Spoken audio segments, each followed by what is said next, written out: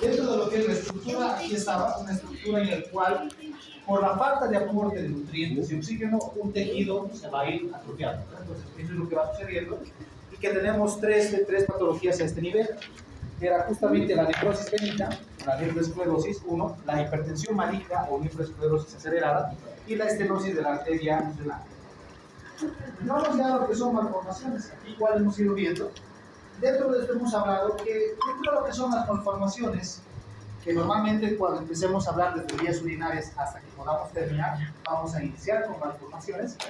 Y dentro de esto, la consecuencia actual que se sabe dentro de los estudios es que se debe justamente a mutaciones genéticas. Bien, esas mutaciones ahora, en la actualidad, gracias al avance de la tecnología como la ultrasonografía, podemos justamente ver dentro del periodo embrionario, o sea, dentro del desarrollo, en los trimestres ya podemos ver si, por ejemplo, hay algún tipo de malformación con el riñón, los cuales, cuando no eran evaluados, los nacían justamente y morían inmediatamente. O sea, es incompatible con la vida algún tipo de malformaciones. De eso tenemos marcadores y lo utilizamos en la actualidad. Entonces, es un avance muy grande que se tiene, pero es algo un poco irónico. O sea, hemos avanzado en poder detectar estas malformaciones, pero a medida que va avanzando, también vamos viendo de que va agravando más los casos. Significa que va apareciendo con mayor frecuencia. Antes eran menores las incidencias, actualmente son más. Y para la parte renal, a pesar de que pareciera ser poco, es un dato alarmante a nivel mundial. Dice que el 10% de todas las malformaciones que hay son justamente a nivel del aparato urinario. Estamos hablando de un porcentaje muy elevado. De 100 personas, 10. O sea, imagínense si vamos aumentando cuánto es la cantidad justamente de pacientes que se tienen con esta alteración congénita. La nefropatía puede ser, y esta es la principal, que sería hereditaria, con trastornos a nivel de los genes. Y el otro se debe justamente a un efecto adquirido durante la gestación. ¿Cuáles creen que serían esos factores que se pueden asociar con un mal desarrollo dentro de lo que ya es el embarazo? ¿Qué cosas le decimos que tengan cuidado, por ejemplo? ¿Cuál? Tabaquismo, uno, muy bien. ¿Otro? Drogas, excelente. Y otro que tal vez la paciente puede ser que trabaje en un lugar, ¿sí? Te llamaron a hacer. Luego tenemos dentro de lo que es otro tipo de malformación, la cual se asocia, por ejemplo, a trabajadores en el área de salud y también algunos en relación a ciertas empresas. ¿Cuál sería? No. ¿Radiación? Radiación. Por ejemplo, ahí está lo que son odontólogas, a veces sacan placas y están embarazadas, algunos que trabajan en algunas industrias, ahí por eso se dice, que puede ser un efecto que se quiera adquirir por una radiación durante esa gestación. ¿Cuáles son esos tres? La displasia renal multiquística, la nefropatía quística y enfermedades quísticas de la médula renal. Veamos ya la primera, la displasia. El término displasia hace referencia a que el tejido que se tiene justamente no es el tejido, en este caso vamos a hablar de la unidad funcional del riñón, no va a estar conformado por nefronas, son otro tipo de tejido. Vamos a ver que dentro de la histología, miren, esa es una estructura normal en la cual se puede encontrar hasta cartílago y no está conformado de esta forma. También puede haber desde lo que van a ser túbulos inmaduros, los cuales no van a poder absorber los nutrientes o, en este caso, los iones esenciales, y tampoco va a poder eliminar. Y por eso se dice que esta va a ser justamente uno de los trastornos en los cuales va a llegar a ser incompatible. Miren cómo se tienen esos riñones con varios quistes. Esto es el quiste, ahí se puede observar, blanco, el espacio que se puede ver, la parte de su pared. Esto ya es cartílago, miren cómo no se ven los glomérulos. Y si se ve muy bien la parte tubular, aquí están túbulos, son inmaduros a nivel de lo que es justamente las células tubulares. Y el tamaño, miren cómo justamente son pequeños, algunos son grandes con contenido líquido, y eso es incompatible. Miren, ahí se tienen lo que son la parte de unas imágenes, sobre todo con fetos, algunos son que llega a haber justamente una muerte intrauterina, y se tiene que inducir a lo que va a ser la parte de una cesárea, ¿no? Para poder justamente retirar en este caso, y se hace la biopsia y se encuentra esto, ¿no? Y ven cómo incluso dentro del desarrollo son más grandes que los pulmones, etc. Y eso obviamente va a ser incompatible dentro de lo que va a ser la vida extrauterina. Dentro de lo que son las malformaciones congénitas, ahí tenemos varios, pero vamos a hablar de dos principales. Estos dos son la nefropatía poliquística autosómica dominante del adulto y recesivo de la infancia. Eso no puede olvidarse. Significa, y para esto hay algo muy importante, se habla de adulto arriba de los 22 años, ya estaría esto, ¿bien? Y el otro, el que sería de la infancia, que va a ser este de acá, incluso puede estar, puede aparecer o desarrollarse en una edad juvenil, 16, 18. Ahora se utiliza un término 22, de 22 para adelante, adulto, de 22 para abajo, joven, y luego tenemos lactante. Veamos cada uno de lo que va a ser justamente su característica. Dentro de ambos, obviamente, va a haber múltiples quistes, ¿bien? Eso es lo que tenemos que ver. Dentro de lo que va a ser la parte del trastorno hereditario, sabemos que uno es dominante y el otro es recesivo. ¿Qué más tenemos que ver? Que, bueno, dentro de lo que va a ser la afectación a nivel de niño, en el del adulto pueden ser ambos, puede ser justamente bilateral, van a estar afectados, y el peso del riñón en el adulto puede llegar a 4 kilogramos. Y estos quistes en el adulto se originan a partir de los túbulos de la nefropatía. Entonces, ahí podemos observar, miren la forma de cómo el riñón totalmente, una forma en la cual no es simétrica, totalmente asimétrica, es morfeo que se llama, donde se puede observar todos los músculos cavitados, huecos, que van con contenido líquido. Miren cómo afecta, incluso va afectando ya las estructuras vecinas, como por ejemplo en este caso los huecos. Y de lo que sería la parte de la infancia, bueno, tiene variantes en relación a la presentación. ¿Qué significa? Que se puede dar durante un desarrollo neonatal, puede ser perinatal, puede ser en la infancia, puede ser en lo que es la parte juvenil, pues en lactante, etc. Entonces, durante todo ese desarrollo se va justamente a dar lo que es la nefropatía poliquística. Dentro de lo que se habla en el aspecto externo, cuando se hace la parte del estudio, por ejemplo, por tomografía, ecografía, normalmente en el aspecto externo parece normal. Pero si nosotros solicitamos cortes anatómicos, pues la tomografía nos ayuda ahí muy bien, porque en los cortes sí se puede observar la parte de lo que van a ser, sobre todo los quistes que van a estar en la parte interna. En lo que era del adulto va creciendo, pues se va deformando. Aquí le da un aspecto de aumento, de que aumente el tamaño, pero pareciera que estuviera normal. Se hacen los cortes, justamente los cuales se puede observar. Ahí se miren, al corte del quiste se ven justamente pequeños quistes a nivel de lo que es la corteza, la médula, y en el de la infancia se le da un nombre característico que es riñón en esponja. Ese es el nombre que se le da al de la infancia.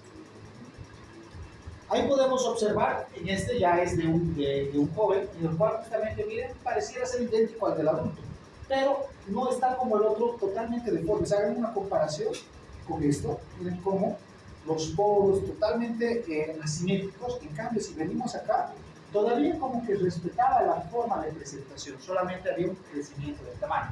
Pero cuando se hace el corte ya se puede observar justamente los múltiples quistes que hay. Ahora miren en lo que sería ya en uno neonatal, miren cómo son más pequeñitos, e incluso le da ese aspecto a una fruta que nosotros la conocemos, a la mandarina. Usted la pega, tiene justamente la misma apariencia de lo que son muy pequeños quistecitos, o como justamente la parte de la mandarina de las pepitas que tiene. Ahí estaría entonces lo que es la autoformación. Muy bien, eso sería malformaciones. Luego de malformaciones pasamos a lo que anteriormente se pensaba que era patología. Todo lo que era patología antes se asociaba a tumores. Ahora sabemos que patología habla de las enfermedades, no solamente de los tumores.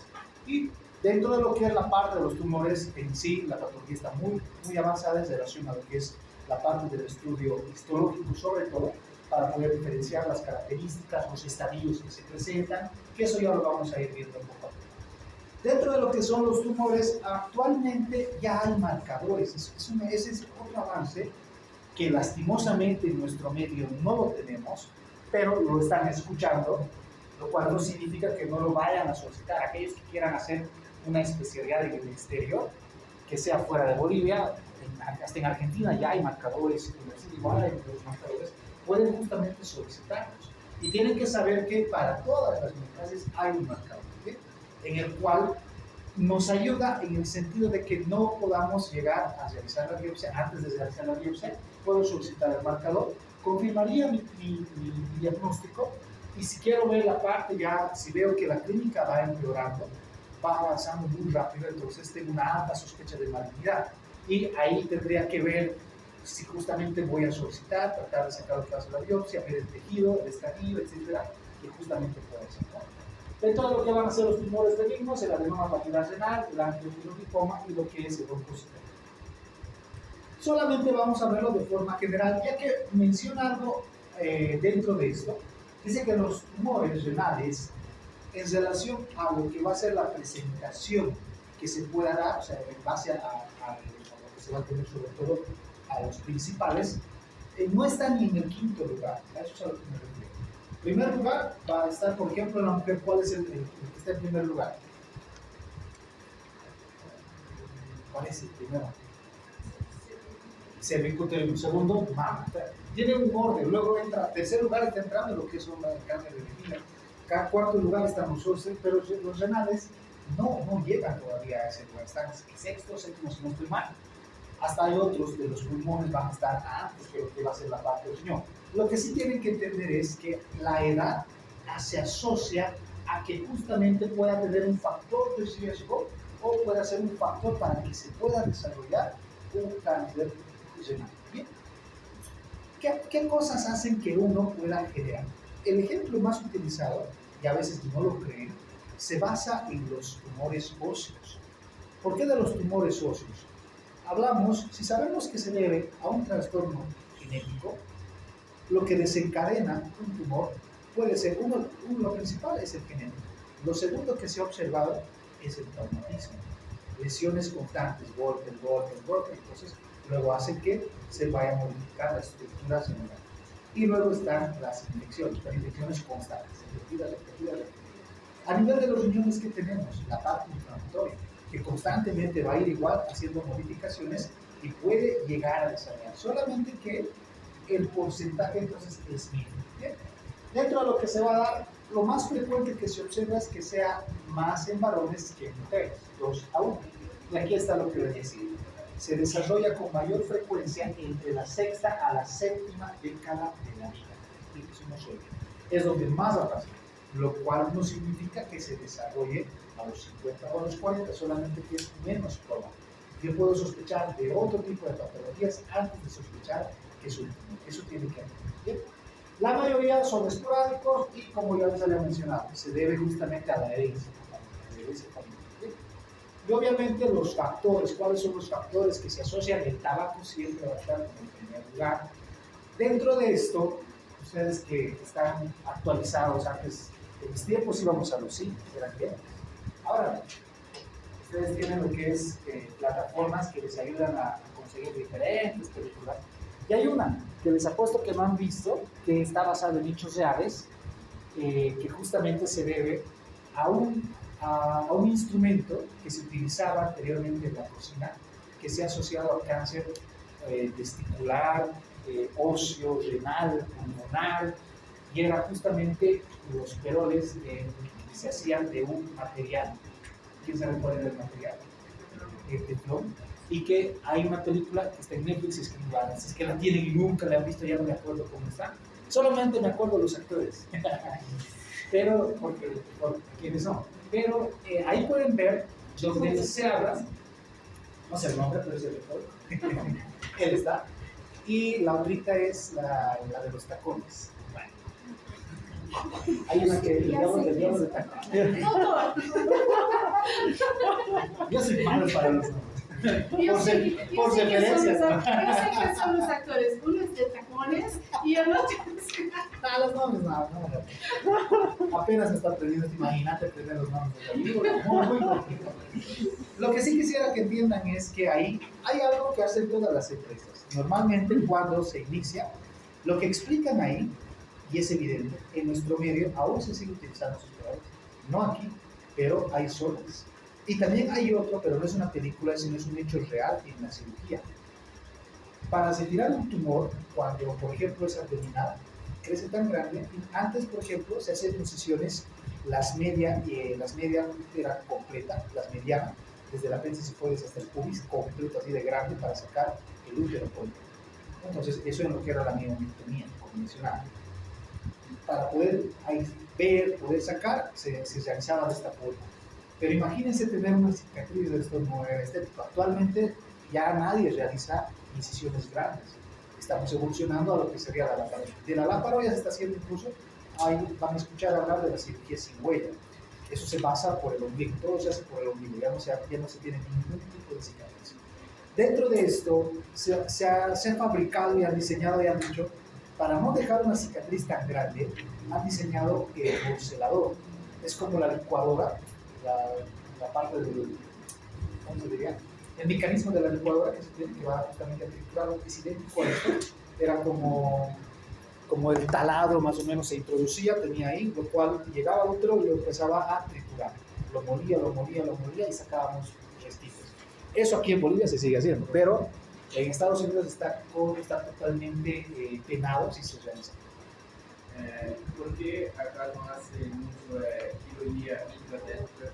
Tengo un compañero médico que hace cirugía Percutánea. Sí, en la face y todo, y no tiene casi ninguna cicatriz. La percutánea se hace en Sucre, o sea, como te digo, hay lugares específicos y médicos específicos que lo están haciendo. Aquí en Cochabamba, por ejemplo, percutánea no hace nada. Aquí en Cochabamba no hace nada. En Sucre sí hay. En La Paz he escuchado, no los conozco. En Santa Cruz sé que hay uno o dos. Pero es que el problema es que no hay muchos médicos que realizan, que aparte el material para hacer la percutánea es un material muy caro y la cirugía misma tiene un costo elevado. Isso foi um companheiro que é interno de HD do Japão. Um amigo meu que isso é interno de HD do Japão. O sea, que está aquí trabajando. Esse cara trabalha na casa interna. Ya. Está internado. Ya. Las cirugías que se ponen en la HD. El problema es que, como te digo, no hay. Ahorita lo que más están haciendo aquí es la paroscopia en Cochabamba. Robótica, por ejemplo, en Brasil y en México se hace, pero no tenemos nosotros, ¿cuándo llegará? Cuando ya estén con nano van a llegar aquí. Pero a lo que me voy es que ese material, por ejemplo, introducieron, totalmente lo destrozaron el útero, y esa cirugía que se realizó un ginecólogo, lo hizo para un médico que era cirujano, su esposa, o sea, era uno de la élite de Estados Unidos. Le hicieron la cirugía a su esposa, tenía cáncer, le destrozaron todo el útero, le hicieron lo que es la parte, en este caso de la mielectomía, sacaron todo lo que es la histerectomía, sacaron el útero, y como destroza, es como la licuadora por dentro. Cuando empieza a licuar, ¿qué pasa? Dejas restos por todos lados, ¿verdad? Si tú lo abres, ¿qué va a pasar? Lo vas por todos lados, lo vas a parar. Lo mismo pasó. Trataron de retirar todo, pero dejaron un pedacito. Se salió su esposa y al año siguiente tenía cáncer óseo, pulmonar, de hígado y de riñón, los cuatro. ¿Cuál ha sido la consecuencia? Metástasis. Como lo dejó, llegó un pedazo y ese tejido empezó a crecer y empezó a metastasizar. Y cuando el cáncer es maligno, la metástasis es agresiva. Por eso, si tú lo tocas y no lo manejas quirúrgico, radioquímico, inmediatamente eso va a crecer y rápido. En ese caso pasó eso y entró en demanda. Y ya no se utiliza. En Estados Unidos, y esa empresa que fabricó el Johnson perdió el juicio, pagaron un montón de dinero, pero sacaron del mercado lo que es los morceladores.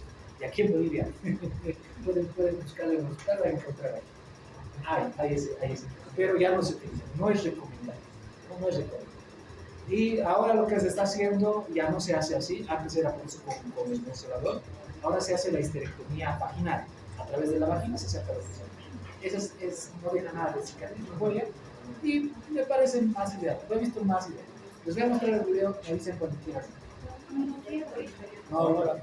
Muy bien, entonces vámonos con lo que sería la parte de los tumores renales. ¿Qué hemos dicho? Que dentro de lo que va a ser, se va a dar entre los 60 a 70 años, en sexta, séptima década. El que va a ser el más frecuente de todos los tumores renales es el de células claras. Hasta el 80% de los tumores son estos. ¿Listo? Dentro de esto, la malformación genética que va a haber va a ser a nivel del cromosoma 3. ¿Listo? La morfología afecta a los poros con mayor frecuencia y va a surgir del epitelio tubular proximal. Desde ahí empieza justamente a desarrollarse. Son por lesiones solitarias unilaterales y va a haber una masa de tejido brillante. Aquí está bien. A esto se le llama de células claras, que también han debido escucharlo a nivel pulmonar. sigue siendo la misma alteración, solamente que se está dando a nivel del curso lógico. Como les dije, hay esta tabla, ya está lo que es si quieren buscarlo, está en la Organización Mundial de la Salud, de la OMS. Entran, ponen marcadores, ahí hay una tabla donde van a encontrar de todas las estructuras. Lastimosamente aquí no nos sirve mucho, pero en otros países sí lo solicitan y es justamente lo que les puede ayudar. ¿Se acuerdan que en lo que era la parte del caso clínico que hicimos en la práctica el día de ayer?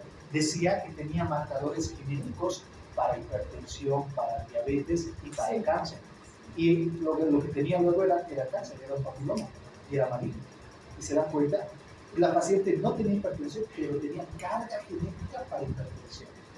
Entiendan eso bien, significa que ustedes pueden saber qué patologías podrían presentar, o sea, que tienen alta carga, que en otras palabras podrían desarrollarlo en cualquier momento. Ese es un avance tan grande, en el costo es muy elevado y no todos lo realizan, ese es el problema. Pero imagínense cada uno tener una edad, tener alguna duda y poder justamente sacarse lo que es un historial genético y ver si puede desarrollar algún tipo de, desde neoplasias, que puede ayudar a prevenir. Ese es el objetivo, porque imagínense que tuvieran como factor de riesgo el cáncer de mama, por ejemplo, en las mujeres. Entonces, ¿qué van a hacer? Van a tener más cuidado, van a tener algún tipo de nódulo, van a acudir inmediatamente y apenas haya un crecimiento, se puede hacer desde un manejo quirúrgico, tanto como el cultural. ¿O podría ser como la tecnología sacó? Por ejemplo, ya se sacó directamente. Eso, por ejemplo, de retirarse ambos, ese es el tratamiento correcto. Siempre se indica extirpar ambas mamas. ¿Por qué? Por los ganglios que comparten. ¿Bien? Al cuerpo, cuando ustedes han estudiado la parte de anando, se divide justamente en dos y estudiamos el lado derecho. Pero no hace referencia tanto al lado izquierdo porque tenemos dos. Y en parte de los vasos van comunicándose en uno solo. Cuando hay en el lado derecho, va a haber en el lado izquierdo. O sea, en cualquier momento se va a desarrollar. Así que si tú vas a extirpar un lado, tienes que extirpar los dos. Lo recomendable es eso. Si no se extirpa, hasta en 5 años vuelve a aparecer en el otro lado. Eso se ha demostrado y por eso lo mejor es quitar. Por eso realmente se quitó los dos. O sea, se hubiera quitado uno, pero hubiera pasado 1 año, 2 años y hubiera vuelto a presentar cáncer del lado de otro. Por eso la decisión que tomó es quitarse los dos y realizarse lo que es una plástica en este caso. Y ese sería el mejor. Actualmente acá los seguros ya cubren lo que es la cirugía plástica. Antes no. Antes era un poco complicado, pero ahora ya no es así. Obviamente tiene que tener un apoyo psicológico, tampoco es sencillo. En los tumores, esto se encuentra en todo lado. Yo lo encontraba hasta en la tráquea cuando quería entubar. No podía entubar y me di cuenta que era esto. Metimos su fibroscopio y había justamente una verruguita a nivel por debajo de los cuerpos.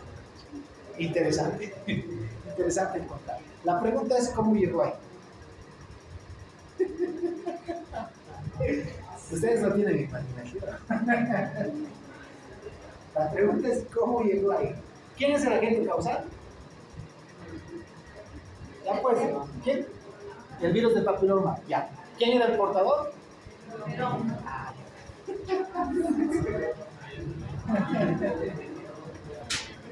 ¿Cómo puede presentar una verruga en la tráquea?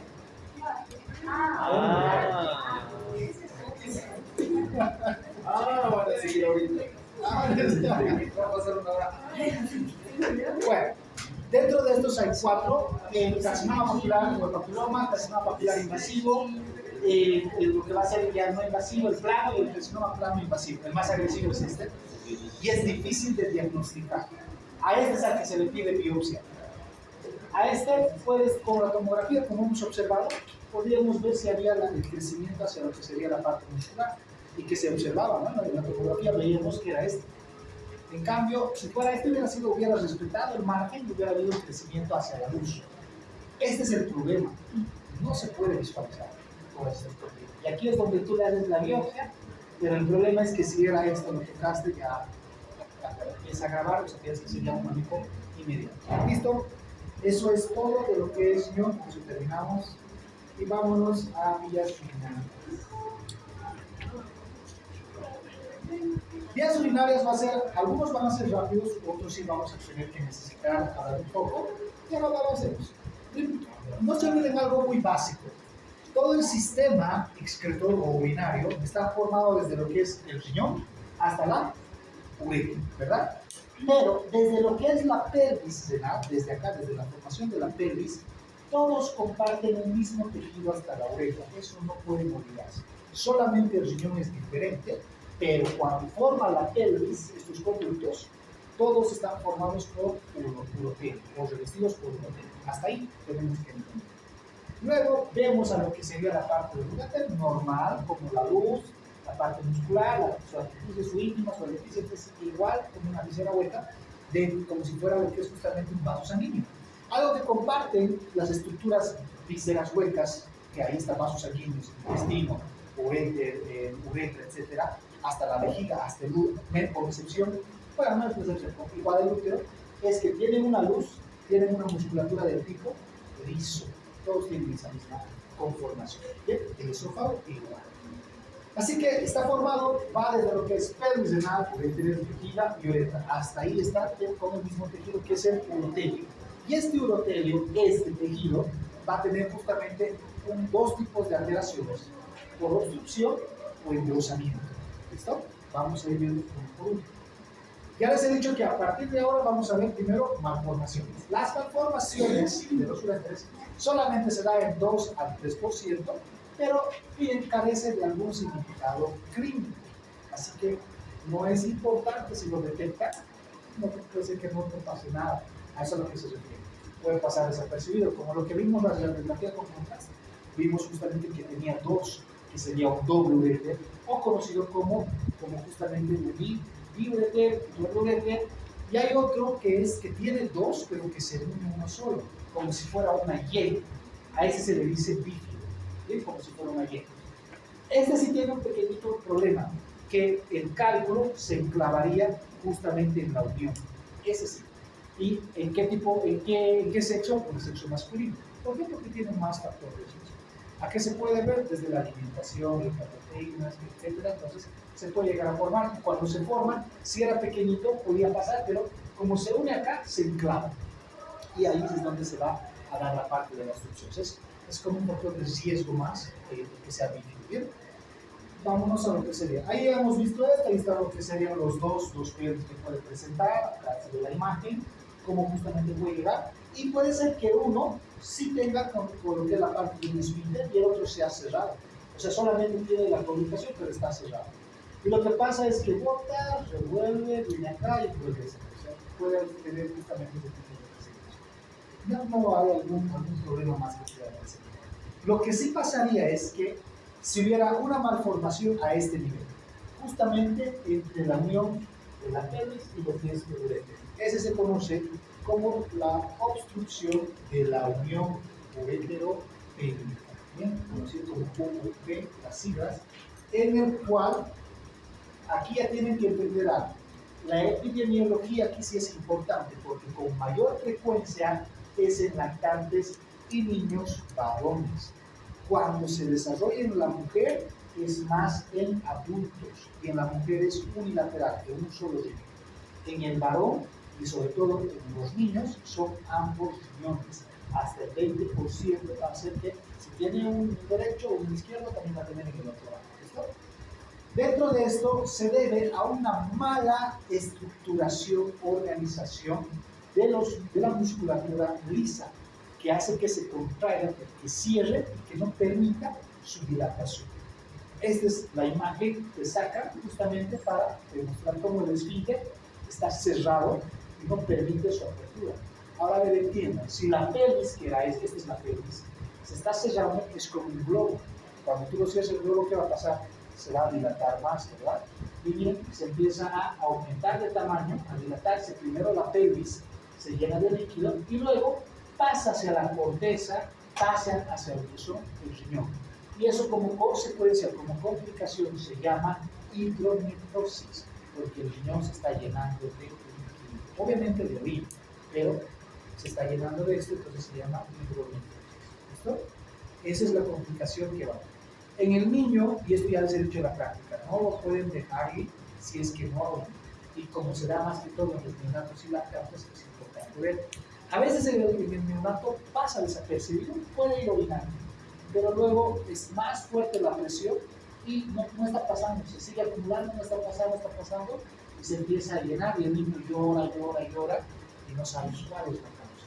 Por siempre hay que preguntar, signos de alarma que hay que dar a una madre es la deposiciones líquidas, fiebre, que no orine y que convulsione. Esos son signos de alarma. Y obviamente, aparte de la coloración amarillenta que puede presentar y que no quiera lactar, son signos de alarma de un recién nacido. Cuando se va, le dicen, si tu hijito no va a empezar a orinar o va a ser caquita líquida, lo tienes que traer urgente, porque un niño no puede esperar que tenga 2 o 3 deposiciones líquidas, se está deshidratando. La conformación de agua de un recién nacido es antes del 70%, y eso no se olvida. Así que se comprometen muy rápido. ¿Sí? Bueno, vámonos al otro. Eso es todo por lo que sería la formación. Vámonos a los divertículos. Los divertículos van a ser formaciones exiformes extraordinarias, los cuales van a ser primero poco frecuentes, se localizan más en la tercio inferior, la cual ya se va a encontrar con unión a lo que es la vejiga. Es asintomática, uno, y hay algo muy importante acá, por lo cual tienen que entender algo, que el abdomen es una caja de Pandora, porque no sabemos cuál es el órgano que puede estar afectado. A veces, en muchas oportunidades, se ha tenido errores en el diagnóstico, y eso es por su culpa de ustedes, de los estudiantes, que nos hacen despertar, es una apendicitis. Les confiamos, entramos a quirófano y no era apendicitis. Entonces, ni modos, hay que hacer la cirugía. Le sacamos a hacer la apendicitis. ¿Qué vamos? Ya hemos entrado ya la puesta anestesia, hay que sacar. Y es otra la cara. Y eso pasa. Antes era así, ahora ya no. Ahora el protocolo está justamente que se vaya a hacer una revisión, análisis, exámenes, todo, y luego revisión. Pero antes no, es que las pacientes también antes venían, sobre todo las mujeres, venían como que no aguantan el dolor y su apéndice está creciendo recién en el útero. Eran embarazos, no eran apendicitis. De cariño yo le quería poner a uno apéndice. Bueno, en la sintomatología quiero que entiendan por qué. Cuando hay toda la parte del abdomen, tiene inervación vagal y parasimpática. Todo el abdomen. ¿Listo? Por eso se dice que el vago también tiene el nombre de neumogástrico. Neumo para los pulmones, gástrico para todo lo que es la parte abdominal. Y dentro de esta inervación que hay, se tiene que, la inervación va a venir también para lo que van a ser todas las otras vísceras anexas. Y se acompaña de reflejos vagales en la clínica. ¿Cómo cuál?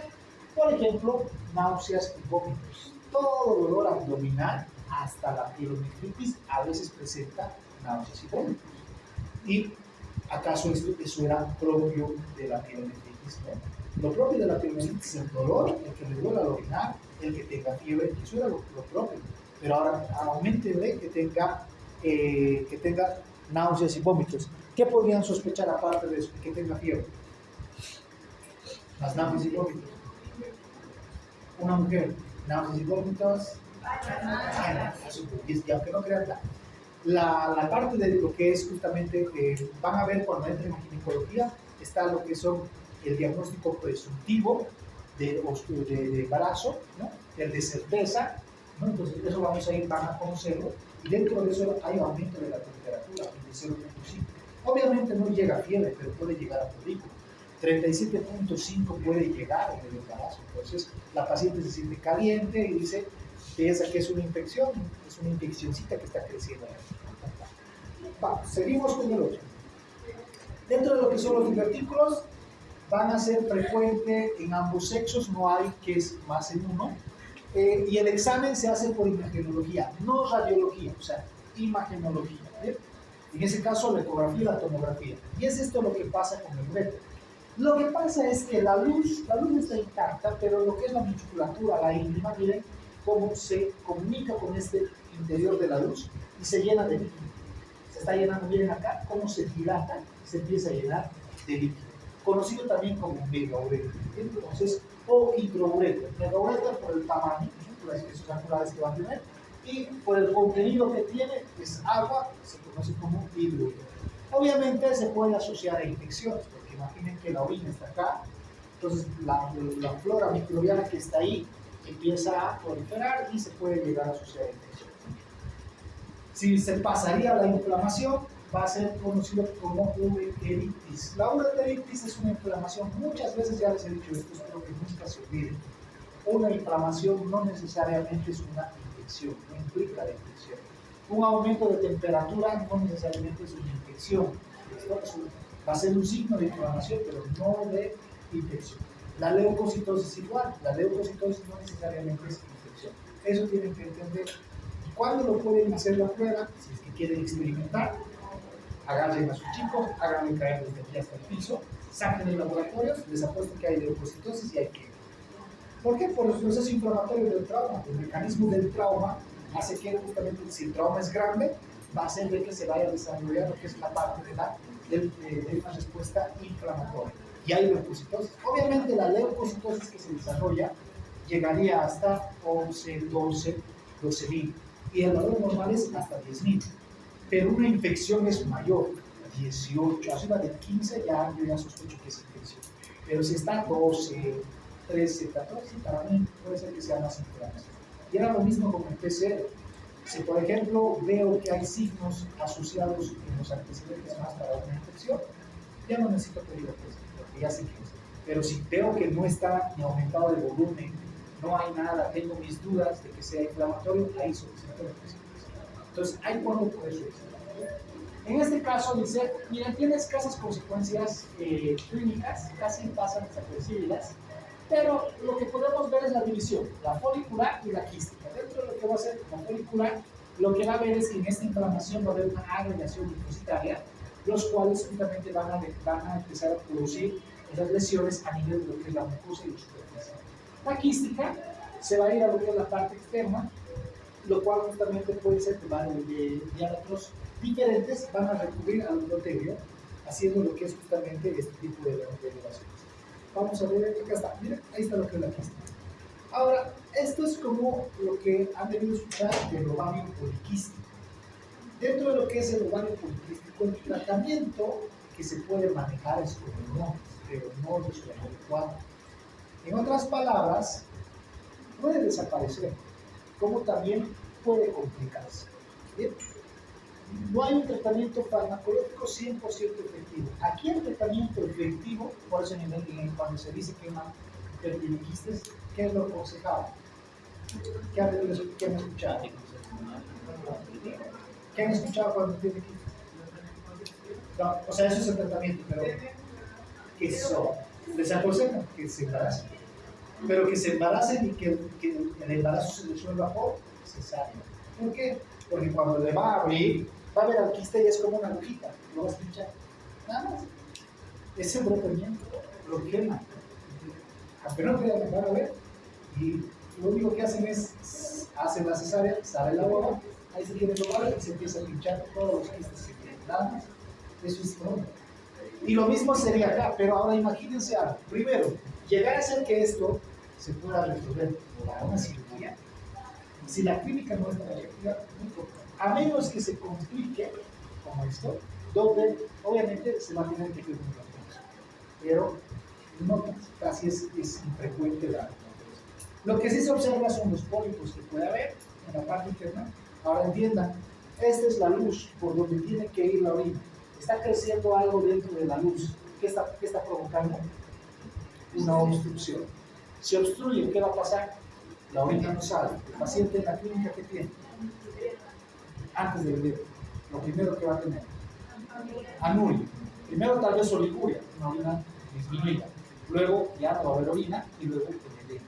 El edema ya va a ser el resultado de lo que es la complicación en su etapa final. ¿Sí? Muy bien, dentro de lo que van a ser los tumores, el pólipo que ya hemos visto va a ser una formación con tejido conjuntivo laxo vascularizado, va a lesionar lo que es la parte del útero y puede estar presente más en niños, sobre todo en varones, tiene más afección al lado izquierdo. Luego los síntomas, cólico renal, hematuria, dolor intermitente inflamatorio, disuria, lo que va a ser la poliuria. El diagnóstico es esto, el poder mirar la cistoscopia. Entonces, ese es el diagnóstico. ¿Ya? Perdón. Y el tratamiento es quirúrgico. Nah. Ahí está lo que es otro, al que me dice que ese apéndice lo matamos desde su juguete. Ahí está como podemos observar cómo se va a dilatar. Y este es un tumor de micro mesenquimatoso. ¿Cómo sé que es mesenquimatoso? Por la vascularización que presenta. Vamos a ver. Los malignos, bueno, dentro de esto van a ser carcinomas y lo mismo que los riñones, será en la sexta y la séptima década de la vida. Al ser un tumor que va a provocar obstrucción de la luz. Ahí está, totalmente deforme, provocando una obstrucción a nivel de lo que es la luz. Dentro de lo que son lesiones obstructivas de los uréteres, hay dos, las intrínsecas y las extrínsecas, ¿bien? Dentro de lo que es la más, es fácil de darte cuenta. Cuando hablas de intrínseca, hemos dicho propio del órgano. En este caso, ¿qué podría obstruir por dentro a lo que sería los uréteres? Los cálculos, porque por ahí pasa, así que un cálculo puede obstruir. Otro, tumores, los pólipos, porque van a obstruir, estenosis y también la parte del erógeno, que puede hacer que haga que la musculatura se cierre como la disfunción de la unión metabólica, igual puede hacer. ¿Y cuál es la causa extrínseca? En las mujeres, el embarazo.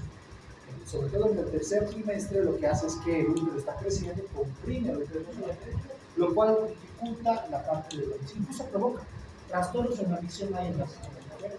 ¿Qué tiene una mujer embarazada en el tercer trimestre? Tiene polatiuria. Va, orina, vuelve, va, orina, vuelve, pero no es infección, sino que es por compresión, lo cual hace que va, cuando se sienta, lo comprime y orina. Se para, vuelve a caminar y tiene otra vez la sensación de querer caminar. Va y se sienta, otra vez lo comprime por la presión, porque es lo que trabaja. Otro tipo de situaciones, la ascitis.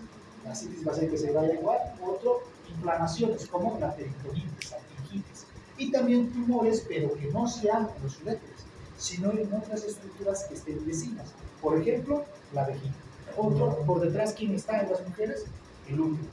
Y luego, en todos, ¿quién está? Está el sigmoides, el recto. Estos pueden comprimir a lo que va a ser la parte de los uréteres y pueden provocar igual lo que es una obstrucción. Pero la causa es extrínseca. El libro está así, con este cuadrito. Ahí les dice intrínseca, extrínseca, cuáles son los que van a provocar la obstrucción de la luz. Como consecuencia, oliguria, luego la vejiga. Dentro de lo que es la vejiga, vamos a empezar primero con malformación congénita. Hay lo que es también los divertículos en la vejiga, que pueden ser congénitos o adquiridos. Si es congénito, es un mal desarrollo de la musculatura, dando una obstrucción de las vías urinarias. Si fuera adquirido, es un engrosamiento de la pared muscular vesical. Ahora, la pregunta es, ¿qué podría provocar un engrosamiento de su pared? Las infecciones, pueden provocar. ¿Sí? Clínicamente significativos son zonas de estasis de orina, predisponentes a infecciones, formación de cálculos, reflujo vesicoestructural y el carcinoma. Ahí están los divertículos, miren cómo va creciendo. Sería justamente lo que va a ser la parte de la vejiga. En este caso pueden ser pequeños, algunos son asintomáticos y hay lo que hemos mencionado, ¿no? Puede ser congénito, adquirido, y vamos a ver la relación con otra patología. El congénito por una insuficiencia del desarrollo de la musculatura, y ahí entraría la obstrucción, ¿no? El adquirido por la hipertrofia prostática en el sexo masculino y un aumento de la presión intravesical. Eso provoca el engrosamiento. Y luego está los alterados con la elasticidad, la enfermedad de Ehlers-Danlos. ¿Saben de esta? ¿Han visto otras personas con Ehlers-Danlos? ¿Quién ha visto? No conocen, no tienen amigos. Ay, les apuesto que aquí en la universidad hay unos 2 o 3. Nunca han escuchado. No les gusta el breakdance. El breakdance. Los que bailan con los robotcitos, ¿sí? ¿No han visto que tienen una elasticidad de sus articulaciones? Que eso no es normal, están enfermos. Es un efecto que necesita el colágeno, es una alteración. Eso es una patología a nivel de lo que es el colágeno, no es otra cosa. ¿Bien? Bueno, vamos a ver. Luego están los asociados a malformaciones con cierre de la pared. Bien, van a escuchar esto en cirugía, sobre todo cuando no va a haber pared abdominal. Van a escuchar. Y luego hay otros donde también no se vayan a cerrar, como por ejemplo en la extrofia. Solamente que en la extrofia no se cierra justamente en la parte inferior donde se encuentra la vejiga y el abdomen, y lo que provoca es que la vejiga se comunique con el exterior. Ahora, el exterior está contaminado y se supone que la vejiga estaba en medio estéril, lo cual provoca infecciones, ¿no? Entonces, cuando hay un tejido que, por ejemplo, tiene este tipo de trastorno congénito, o sea, todo el tejido que tenga un trastorno congénito puede llegar a presentar o ser un factor para una neoplasia. ¿Listo? Eso de aquí para adelante ya tiene que entender. Si hay una malformación desde la infancia, ya es un predispositor para caer. Por ejemplo, los lunares, que ya vamos a hablar de piel. Otro, a nivel de la glándula mamar, el que tenga un pezón, dos pezones, desde que nació, ya sabes que va a ser un predictor de una neoplasia. Van a ver qué es eso. Y lo mismo, aquí tenía una malformación en el cual no se cerró y esto salió como una comunicación. Significa que a nivel de lo que ha sido el desarrollo, ha habido un trastorno genético que eso predispone a la neoplasia.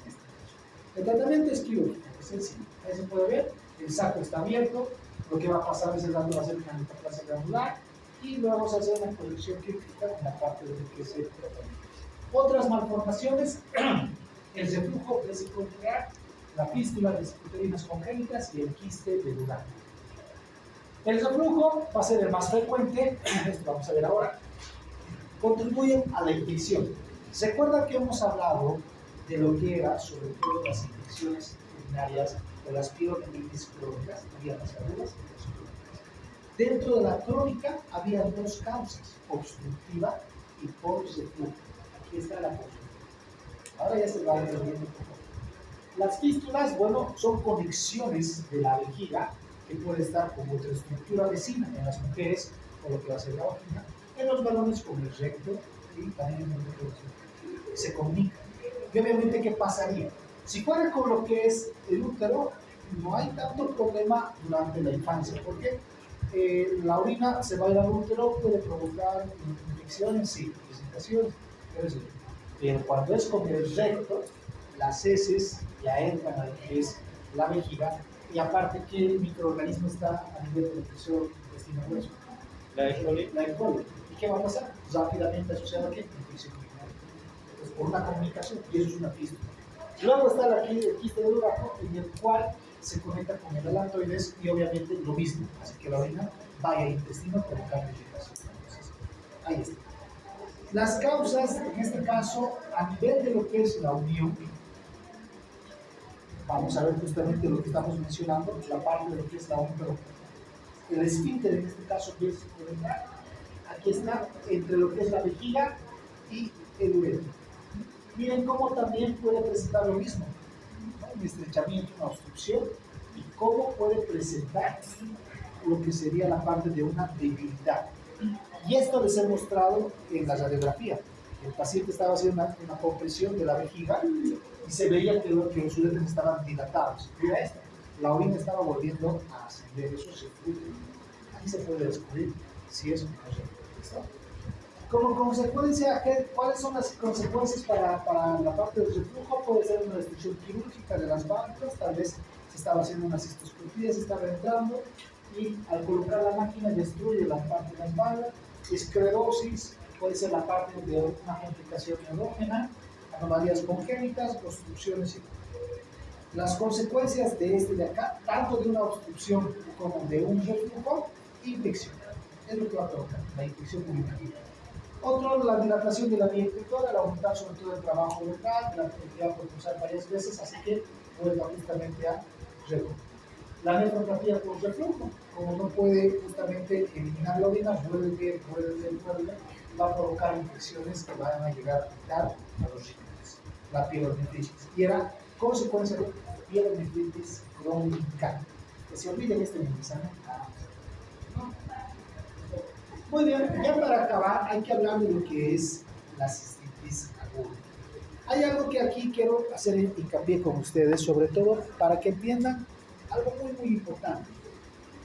Dentro de la atención, vamos a preguntar y vamos a hacer un pequeño ejemplo. Voy a tomar a 3 personas. ¿Por qué has estudiado medicina? ¿Por qué has estudiado medicina? Aparte de que te gusta. Razón principal. Motivación.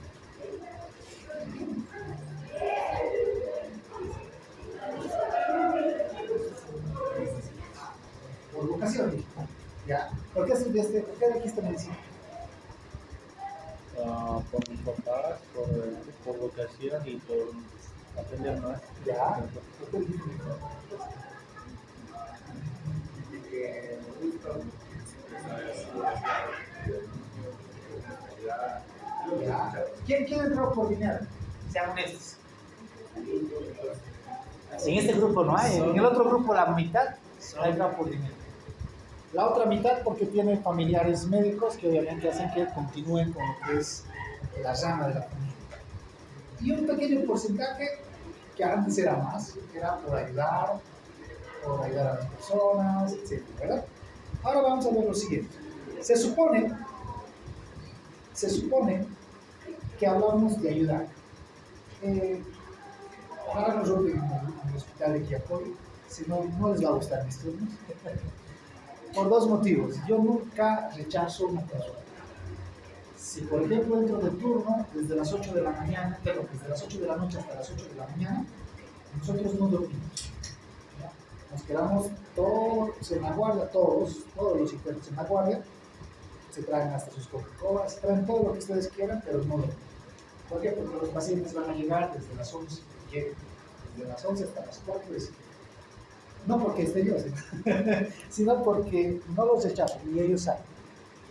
Si ustedes tuvieran un familiar, en este caso un niño, y hemos dicho signos de alarma, que si no orina o está aumentando su temperatura, que lo traiga al hospital, el hecho de que llegue con un niño que está empezando su diarrea, no lo puedo rechazar. Estamos hablando de que deberíamos manejar la deshidratación, tener mucho cuidado. Ustedes en alguna oportunidad han tenido un dolor abdominal donde a veces no aguantan y van a ir al hospital. ¿Y qué es lo primero que les dicen cuando llegan?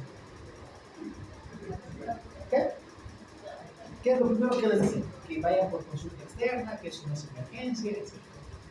¿No? Entonces, yo les digo, si mi paciente dice que tiene palpitaciones, no, pero un interno, él se quedará como unas 2 horitas. Si me llega un alcoholizado, un intoxicado, lo dejo ahí con otro interno, que le cuente un cuento, que lo vigile. Si me llega una herida, ahí están suturando. Entonces, eso es lo que hacemos, pero nunca rechazamos. Y lo que está pasando actualmente es que llega con alguna molestia, no es emergencia que vaya a consulta, se cierra. Y esa no es la forma.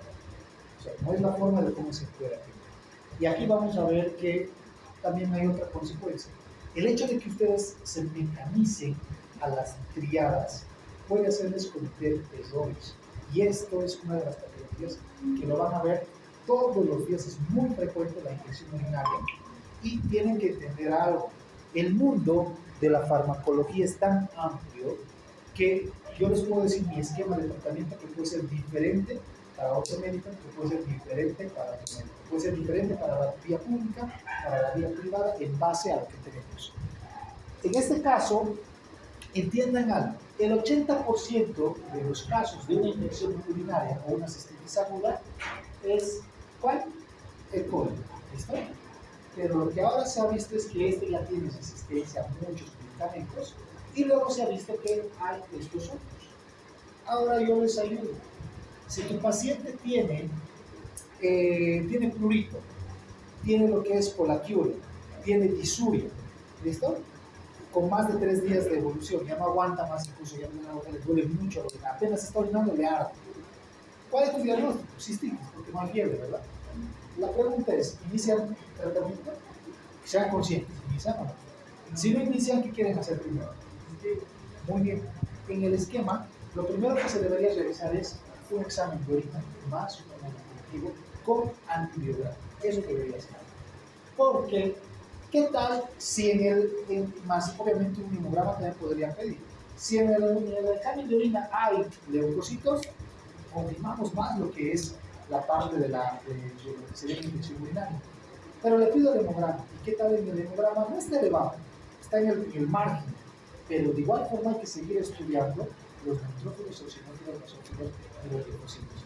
Y esto pasa cuando se les dice que es normal, o sea, que ven que está menos de 10.000, creen que está normal y le dejan ir al paciente. Tienen que revisar neutrófilos porque tienen porcentaje, 70% neutrófilos. ¿Qué tal? Su concentración de neutrófilos está más del 90, significa que la infección está iniciando. Entonces pueden diagnosticarlo de esa manera. Pero ¿qué tal? No me sale nada y puede ser hasta virus. Eso es lo que quiero decir. Si yo le hago el cultivo y le hago lo que es la parte de un antibiograma, no crece nada y el paciente sigue mal o está ya empezando a restaurar el cuadro, era un virus. ¿Vieron? Era un virus. Pero si le han iniciado antibiótico, ¿qué han provocado? Resistencia bacteriana. Y han hecho una exposición y han hecho una resistencia. Y esto, ustedes, por ejemplo, ahora las chicas que están acá van a tener compañeros y desde aquí ya tienen que dominar esto. Más que todos ustedes tienen que dominar. ¿A cuántos no les van a preguntar sus familiares que ya están en tercer año qué le puedo tomar? Es lo primero que les van a decir. Les van a visitar con la excusa de saber qué pueden tomar para la dolencia que tienen. Y no cometan ese error de directamente, creo que tienes una infección urinaria. Tómate una ibuprofeno, una cefixima, que es lo que ahora da, pero no da. Porque si van a iniciar directo sin saber cuál es, puede ser incluso que tu pariente pueda tener las defensas bajas y sea hasta una cama. ¿Se dan cuenta? O sea, hay varios agentes que te provocan esta infección. Y hay que ver esos factores que hemos mencionado. Por ejemplo, si tu pariente tiene diabetes, tiene un factor alto de infección urinaria. Si tiene cálculos, tiene alto factor de riesgo para lo que es una infección urinaria. Y aquí va otra cosa. Esto es lo que les están enseñando en laboratorio, me parece excelente. Sobre todo en lo que es la parte del internado, ahí sí todos utilizan gorros, guantes, las chicas no utilizan sus uñas postizas, las garras, eso, ni se pintan ni nada. Porque ni para suturar les va a servir, no van a poder suturar. Y hay uno donde dice la instrumentación. Hay una patología en el sexo masculino muy común desde los 50 años para adelante. ¿Se llama? Próstata. Muy bien, la próstata. ¿La próstata qué significa? Que va a provocar una obstrucción. ¿Qué pasa? En la comunicación de lo que es las vías urinarias, la próstata se encuentra en lo que es justamente por dentro está la uretra. Y hay una porción, la uretra prostática. Y cuando hay lo que es la parte de una próstata, hay un aumento de volumen que va a empezar a cerrarlo y a obstruir. El paciente no puede orinar. ¿Cómo lo podríamos solucionar? Se coloca la sonda Foley. ¿Listo? Esto ya es un procedimiento invasivo porque lo que estamos haciendo es colocar un instrumento que pueda ingresar hacia la luz de la vejiga. Y esto todo paciente viene. Van a ver que cuando empiecen sus rotaciones, van a tener pacientitos, sobre todo del segundo nivel, vienen desde el campo a hacerse colocar lo que es su solita, porque no pueden venir desde 65 años. Y si ustedes no tienen ningún cuidado, aquí todavía no hay tanto, pero en el hospital hay todavía microorganismos más agresivos que los que están aquí. Así que si ustedes no tienen todo ese cuidado y no utilizan los gorros, el cabello hace contacto con el instrumental, ya lo han cortado. Así que se asocia a una infección. Por eso dice instrumentación. Entonces, y pasa, aunque no crean, sucede. Entonces tienen que tener mucho cuidado porque ya las defensas de ese paciente ya está baja. Imagínense eso más, muy complicado. ¿Listo? Dentro de lo que serían otros factores, la actividad sexual, la actividad sexual con la parte de parejas, etc. Por eso se toma en cuenta, ¿no? El embarazo, la modificación del pH. La obstrucción, hemos visto que puede justamente, sobre todo en el sexo masculino, la próstata, así que se cierre, y aquí empieza a ver lo que es un crecimiento de la flora microbiana, y luego el reflujo son consecuencias para lo que es la cistitis. La triada que ya lo conocen, nunca lo van a olvidar, poliaquiuria, dolor abdominal, disuria, esos y el prurito más son justamente los que van a poder encontrar para su diagnóstico. ¿Qué le vas a pedir? Examen general de orina. En el examen de orina, ¿qué vas a encontrar? Leucocitos. Así de fácil. Ahora, dentro de esta morfología que vamos a poder ver, tenemos que lo que pasa es que hay una hiperemia, ¿sí?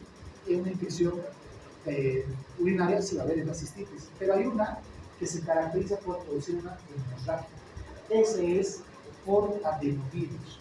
Si el paciente dice que está orinando de color rojo vivo, y tiene la triada que hemos visto, no es necesariamente sospechar el riñón, sino una infección urinaria por adenovirus. Este provoca la orina, en este caso la hematuria, que va a ser macroscópica. Bien, ahora aquí ya estamos viendo que dentro de lo que es la parte de las manifestaciones y los trastornos urinarios, no solamente por los síndromes genéticos había hematuria, sino que también por problemas a nivel de los uréteres, por obstrucción, por infecciones a nivel de la vejiga, también existe la hematuria. Bien, por eso tenemos que ahora diferenciar. La prueba diagnóstica, urocultivo, examen general de orina. En el tratamiento, jóvenes, yo iniciaría esquemas, los esquemas justamente. Ahora se habla, antes se hablaba de cubrir, de hacer un tratamiento de amplio espectro. Esa definición hay que tratar de ya no utilizarla. ¿Por qué? Cuando uno quiere hacer un manejo de amplio espectro, está diciendo que quiere matar a gran positivos, gran negativos, a varios gérmenes. El problema es que los estás exponiendo a estos otros, les estás mostrando el medicamento y luego ya tienen memoria y para la siguiente ya hay resistencia. Lo ideal que se ha visto ahora en la farmacología sobre todo es que el tratamiento no sea de espectro reducido. ¿Listo? Ese es el ideal. Y el inicial debería ser micro, debería ser. Pero yo veo que les dan ceftriaxona, les dan, yo la copita nunca había probado esto, pero les dan cefalosporina, ceftriaxona, y ese tratamiento debería aguantarse, no debería avanzar. Y no olviden esta definición, el tratamiento que se realiza ante una infección se dice que es un tratamiento empírico. ¿Qué significa el tratamiento empírico? Que no sabemos cuál es el germen, que estamos haciendo un tratamiento a ciegas. Pero el problema ya está aquí. Si estás haciendo un tratamiento empírico y no le has hecho ese ego que su compañero ha mencionado, ni el orocultivo, por ahí es virus. No le has hecho nada. Desapareció. Se dan cuenta, a eso es lo que me refiero.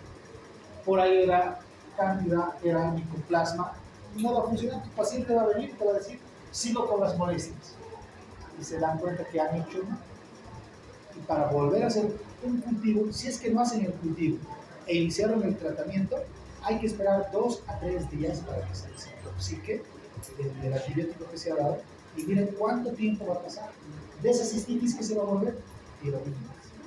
Así de rápido. Entonces, por eso es importante que ustedes conozcan todo esto. Bien, vamos a quedar ahí.